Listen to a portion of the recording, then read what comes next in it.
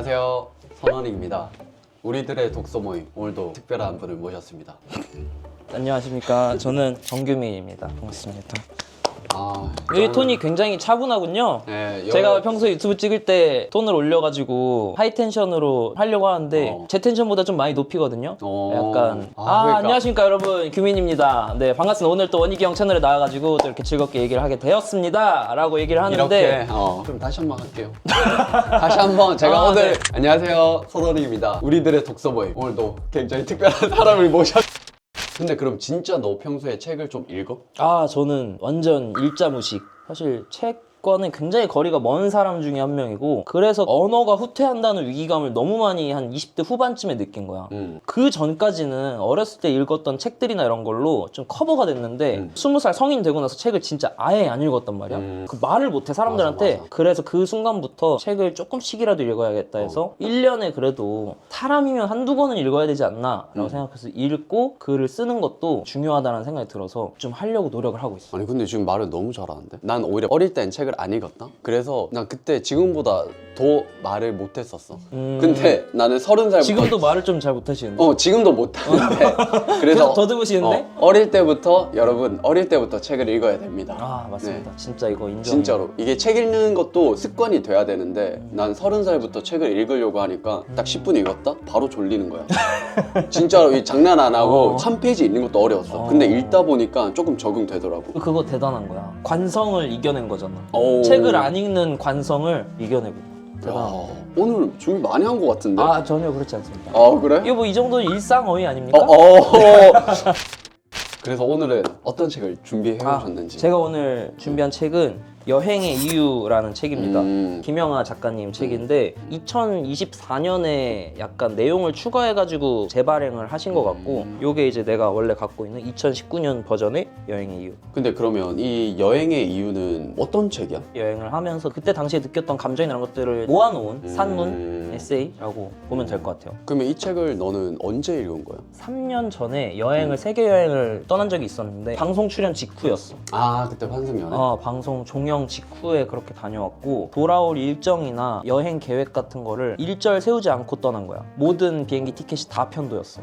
진짜로? 반팔 2개, 긴팔 2개, 속옷 3개, 패딩 하나 요 정도 챙겨서 딱 갔던. 내가 여행 가기 이틀 전에 한 친구가 요거를 선물을 해줬어. 여기 안에 보면 이렇게 편지가 써있어. 한번 봐도 돼? 이 라이너 릴케가 쓴 건데, 와. 여기 되게 뒷장에도 많네. 있는데, 해답보단 여정에서 규민의 이유를 찾는 시간이 되길, 살아보며 이렇게 딱 적혀 있거든. 근데 그러면 그분이 이 책을 너한테 준 이유가 따로 있나? 내가 장기로 여행을 떠나는 거다 보니까 나한테 되게 적합한 책이라고 생각을 했던 것 같고, 형도 그럴 때가 있을지 모르겠는데 오춘기 같은 느낌? 사춘기를 넘어서? 조금 늦게 온 사춘기 같은 느낌이 있어서, 그래서 이 세상에 대한 환멸, 나는 여기를 떠나야 되겠어. 그러지 않고서는 내 영혼이 쉴 수 없어. 이렇게 진짜 생각을 하고 사춘기네. 이제 떠날 수 있었던 것 같아. 그렇게 생각을 하니까. 인상 깊었던 구절에 대해서 소개해줘. 진짜 여러 가지가 있는데 그 중에 하나는 이제 여행을 갈망하게 되는 이유? 문학은 어떻게 내 삶을 구했는가에서 데이비드 실즈라는 사람이 그런 얘기를 했었어. 정확한 문장이 기억이 안 나서 대충 요약을 하자면, 사람들이 이제 고통을 받는 순간들이나 이런 것들은 사실은 공간에 연관이 되어 있는 경우가 많다. 그래서 사람들은 여행을 갈망하게 되는데, 그 이유가 여행을 행복을 찾아서 떠난다기보다는 내 삶의 애환이나 고통이 묻어있는 공간, 물건들로부터 달아나기 위한 것이다 라는 문구가 있거든. 그걸 이제 김영하 작가님이 이 책에서는 리셋이라는 표현을 쓰셨던 것 같아. 내가 받았던 고통이나 이런 것들로부터 도망가서 리셋 버튼을 한번 누르는 것 같은 그런 순간이라고 표현을 하셨던 것 같아. 호텔은 모든 것들이 계속해서 새 것으로 교체가 되는 곳이잖아. 호텔에서는 내 삶의 고통이나 애환 같은 감정들이 아무것도 존재하지 않는 공간인 거야. 그런 내가 가진 고통에서 좀 도망가는 여행의 일환인 거지. 지금 돌이켜봤을 때 내가 그때 받았던 약간 스트레스나 그런 게 되게 심했어가지고, 이 순간만큼은 도망가고 싶다. 여행을 통해서 내가 한국에서 정규민이지만 나를 정규민이라고 인식하지 않는, 아무도 나를 그렇게 인식하지 않는 곳에 가서 새로운 환경 속에서 적응하려고 노력을 하고 로컬라이징화 하려고 하고, 이런 것들이 내가 느꼈을 때 나한테 가장 여행다운 거는 배낭여행이었어. 방금 말한 지점이 이 책에도 되게 공감이 됐었는데 여행은 내가 누구인지를 확인하기 위해서가 아니라 내가 누구인지를 잠시 잊어버리러 떠나는 것이 되어가고 있다. 이게 뭔가 딱 너가 말했던 그 배낭여행의 의미인 것 같은데? 비슷한 것 같아. 어. 내가 여행을 가는 것도 약간 이런 거를 더 느끼고 싶어서인 것 같기도 해. 노바리인 거를 인식하는 순간들이 나를 한 번씩 더 일깨우는 느낌을 줄 때도 있거든. 그렇게 아무도 모르는 곳에서 내가 뭔가 받아들여지고 인정받고 환대받고 이런 경험들 속에서 또 안정감을 느끼기도 하고. 근데 그러면 그렇게 떠났을 때 너가 딱 느낀 점이나 깨달은 거? 그런 게 있었어? 그러니까 나라는 사람에 대해서 조금 더 잘 알게 된 면도 있어. 왜냐면 이 책에서 김영하 작가님이 프로그램이라는 말을 쓰셨거든. 그러니까 그게 이제 뭐냐면 우리가 인간이 자기가 경험한 거나 그런 거를 바탕으로 사고하는 프로세스 자체가 프로그램화 된다, 프로그래밍화 된다 라는 뜻으로 얘기를 하셨는데, 예를 들어서 나 같은 경우도 이사를 되게 많이 갔어. 그러니까 전학을 되게 많이 다녔어. 어렸을 때부터의 나는 누군가와 관계를 몇 년간을 지속을 하면 안정기가 될 때쯤 되면 떠나가야 되는 경험을 계속 하다 보니까 나는 이 사람들과는 계속 이렇게 안정적인 관계를 맺을 수 없어. 곧 나는 떠나갈 거야. 나는 새로운 곳에서 또 다시 적응을 해나가야 되겠지 라는 게 이제 나는 몰랐는데 무의식 중에 그런 것들이 프로그램화 되었을 수도 있겠다라는 생각을 항상 해. 어떻게 보면 나한테 내 삶에 안정감을 주는 단계가 새로운 곳에 정착한다. 그리고 거기서 사람들과 인정을 받고 환대를 받으면서 그곳에 점차 적응해 나간다. 그리고 그곳을 다시 떠나서 새로운 곳에 정착을 한다가 안정감을 주는 과정으로 된 것 같기도 해. 그래서 내가 해외에 가서 현지 로컬 사람들과 같이 로컬라이징화 돼서 같이 다니고 얘기하고 이러면서 오히려 거기서 또 안정감을 받아서 한국에 돌아오는 것 같기도 해. 그럼 너 여행 많이 다녔잖아. 배낭여행도 그치. 그렇고. 그럼 딱 기억에 남는 에피소드 있어? 너무 많지. 어. 그리고 비방용도 있고 방송용도 있고 너무 많아서. 그럼 비방용 여기서 시원하게 해줘. 비방용? 시원하게. 비방용. 비방용이라. 어. 어디서부터 얘기를 해야 되지? 그 유럽 가서 너 그때 뭐 말한 금발 누나. 언제 그런 얘기를 했지 제가? 이거 비방 왜? 이거 금발 누나라니요? 금발 누나 그때. 이 사람, 사람 매도하시네. 책으로 사람 후려패네. 잘못됐네 여기. 네, 고품격 독서 모임입니다. 여행을 이제 길게 다녔었는데 계획을 안 짜고 갔다고 했잖아. 아는 동생한테 연락을 했는데 그 친구가 그때 당시에 독일에서 사진으로 유학을 하고 있었거든. 베를린에서 걔가 해야 될 것들을 추천해줬어. 아마 알지 모르겠는데 베를린이 굉장히 클럽 문화로 되게 유명한 곳이거든. 전 세계에서 가장 유명한 클럽들이 있는 곳이야. 근데 제일 유명한 게 베어카인이야. 거기는 빠꾸 치는 걸로 유명해. 그러니까 너 들었어. 아무나 못 들어간다던데. 입밴이라고 하지. 일론 머스크도 입밴을 당했다는 일화로 되게 유명하거든. 그런 경험을 안 해볼 수 없잖아. 그치. 그래서 베어카인으로 곧장 갔어. 좀 떨면서 기다렸는데 앞에 있는 되게 이쁘고 멋진 그런 사람들이 다 입밴을 당하는 거야. 와, 저거 진짜 실화구나. 내가 봤을 때는 기준이 없어. 그냥 멋있게 꾸몄다고 입장 이런 거 없어. 그럼 누가 이렇게 되게 유명한 가드분이 있어. 선글라스 끼시고 백발의 할아버지인데 정장 딱 입으시고 주머니에 딱 손 넣고 문신 이렇게 딱 입고 이렇게 하면 그냥 입밴이고 고개 끄덕이면 입장. 그래서 나도 막 기대하면서 막 긴장하면서 막 이렇게 줄을 서다가 마지막에 딱 내 차례 됐는데 시크하고 멋있게 있어야 사람들이 입장시켜준다. 그런 거를 봐가지고 나도 좀 그때 시크하게 딱 이렇게 쳐다봤는데 이러시더라고. 그래가지고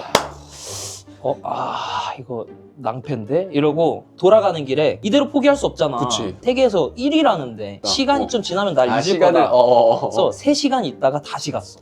다시 갔을 때는 내가 너무 폼 잡았던 것 같아서 폼 안 잡고 그냥 나대로 입자 하고 그냥 주머니에 손 빼고 이렇게 칠을 하게 있다가 그 사람이 날 딱 봤을 때 웃으면서 이렇게 인사를 했어. 눈 인사를. 그러니까 이렇게 하시더라고. 좀 걱정도 하고 긴장도 하면서 베어칸에 들어갔는데 되게 신기한 것 중에 하나는 들어가면 옷을 다 벗어. 그러니까 베를린 사람들은 이미 다 준비가 돼 있어. 여자분들은 그 티를 벗으면은 안에 가죽으로 된 막 끈으로 된 막 것들이 막 몸을 감고 있고 남자들도 이미 막 가죽 막 삼각 팬티 막 이런 거 다 입고 있고 다 준비가 돼 있어. 근데 그러면 너 그 옷 어디까지 벗었어? 나는 처음이니까 너무 당황스럽잖아. 그래가지고 나는 들어가서 그래서 바지 벗고 팬티 차림해. 근데 반팔 입으니까 다른 사람들은 막 다 벗는데 너무 심심한 거야. 오케이? 반팔 찢었어 나는. 그래서 민소매로 이렇게 만들었어요. 대각선으로 막 이렇게 찢어지게. 되게 색다른 경험이었지. 그러게. 나는 막 그런 클럽 문화를 막 이렇게 즐기거나 하진 않는데, 그러니까 그런 문화들을 다양하게 내가 현지에 가서 느껴보는 게 되게 중요한 거야. 와. 그리고 이제 또 다른 뭐 것들 얘기를 하자면, 아이슬란드에 갔을 때 아이슬란드? 바다에 빠져서 죽을 뻔한 적도 있었어. 아이슬란드는 친구 2명이 같이 있었거든. 바다를 이렇게 보고 있었어. 그리고 내가 그때 약간 다큐멘터리 같은 거 뭐 하나를 찍어야겠다는 생각이 있어가지고 여기 파도가 얼마나 치는지를 내가 한 5분 정도를 봤거든. 내가 이렇게 서 있었는데 파도가 요 정도까지 오는 거야. 계속 한 5분 정도 동안. 그래서 오케이, 요 정도까지 오면은 조금 뒤에다 카메라 설치해서 뭐 찍을 수 있겠다 하고, 내가 딱 바다를 보고 있다가 딱 뒤를 돌아서 가방을 풀고 이제 딱 뒤를 도는 순간에 파도가 나를 덮친 거야. 너울성 파도라고 하는데, 그러니까 그 규칙적으로 오는 게 아니라 갑자기 이렇게 맞아. 팍 치고 올라올 때 있잖아. 맞아. 그 일이 나한테 일어난 거야, 아이슬란드에서. 딱 뒤를 도는 순간에 파도가 쳐가지고 나를 쓸고 내려갔어.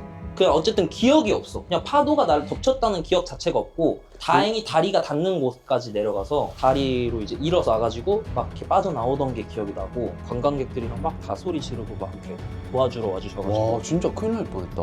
큰일 날 뻔했지. 그런 죽을 뻔한 경험이 있었는데, 그리고 내 가방도 떠내려갔는데, 그러니까 그 카메라랑 친구들이 그걸 가지고 와줬어. 카메라, 핸드폰, 그냥 가방에 있던 보조 배터리 이런 모든 전자기기가 다 바닷물에 침수가 돼서. 그랬겠다. 그래서 그때 진짜 좀 절망하고 여행을 포기해야 되겠다 라고 생각을 했었는데, 그래도 친구들이 옆에서 계속 케어를 해주고 도와줘서 그러고 다시 여행을 마저 했어. 와, 진짜 그거는 평생 못 잊겠다, 그거는. 그치. 근데 이제 요런 게 여행에서 느낄 수 있는 되게 큰 순간들이 아닌가 싶긴 해. 근데 맞아. 꼭 이렇게 예상치 못한 일이 발생했을 때 나한테 큰 깨달음을 주더라고. 김영하 작가님께서 말씀하시는 걸 봤는데, 어떤 여행이 가장 안 좋은 여행이냐고 이렇게 질문했어. 근데 그 작가님이 말씀하시기를 제일 안 좋은 여행은 아무 기억도 안 나는 여행이라고 하시더라고. 그치. 완전 그렇지. 그 안에서 되게 많은 깨달음을 얻었거든. 그리고 칭호가 하나 생긴 거지. 바다도 죽이지 못한 남자. 오, 야, 굉장히 투머치인데? 새로운 환경에 그렇게 가고 싶었던 규민이가 있었더라면 만 30살이 되었잖아. 그치. 앞으로는 어떠한 여행을 하고 싶은지. 아까 앞에서 얘기했듯이 뭔가 인생이 좀 지치고 힘들 때마다 여행이 더 생각이 나는 것 같아. 그래서 그럴 때마다 앞으로도 기회가 된다면 여행을 계속 다닐 생각이고, 가급적이면 그렇게 또 배낭을 메고 다닐 수 있는 그런 몸과 정신이 유지가 되었으면 좋겠어. 진짜 너는 와, 그렇게 하기가 진짜 쉽지 않은데 나도 기회 되면 한번 그렇게 해봐야겠다. 한번 이거는 해보는 게 좋은 것 같아. 그러면 마지막으로 너가 또 다른 인상 깊었던 책이나 그런 거 소개해줘. 책. 저 진짜 근데 책을 너무 안 읽어가지고 뭐 추천해드릴 책이 별로 없긴 한데, 그래도 뭐 제가 사람들한테 많이 추천하고 하는 시정철 작가님 정확한 사랑의 실험이 되게 재밌습니다. 그 영화 비평에 대한 책이긴 한데, 지금까지 영화나 이런 것들을 그냥 좋아하긴 했지만 되게 딥하게 파고들지 않았던 분들이 가벼운 마음으로 그냥 읽어보시면 영화를 어떻게 다양한 방법으로 볼 수 있는지, 우리가 단순히 시나리오나 인물의 연기에 집중하는 게 아니라 영화의 다양한 그런 배경 장치들이나 구조적으로 영화를 보는 방법이라던가 이런 것들에 대한 힌트들을 얻을 수 있는 책이라서, 영화를 좋아하는 마음이 있으시다면 보면 너무 좋을 것 같아요. 아, 감사합니다. 오늘 진짜 이렇게 시간 내셔서 다시 한번 감사드리고. 아닙니다. 불러주셔서 감사합니다. 그리고 다음부터 게스트가 올 때는 좀 앞쪽으로 가주세요. 네, 이렇게 방송을 하도록 하죠. 이렇게. 아, 네, 알겠습니다. 유튜브 선배님의 조언 네네. 참고하겠습니다. 굉장히 너무 잘생겨서 너무 부담스럽거든요.